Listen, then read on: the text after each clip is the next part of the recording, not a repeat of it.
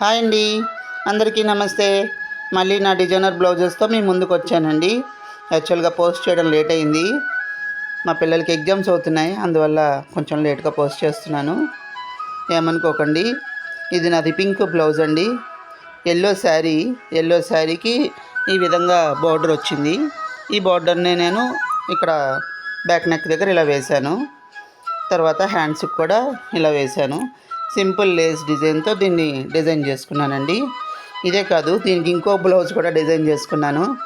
మీకు తెలుసు కదా, శారీకి వేరే బ్లౌజ్ వేస్తే దాన్ని లుక్ మారిపోతుందని. ఇది ఇంకొక బ్లౌజ్ అండి.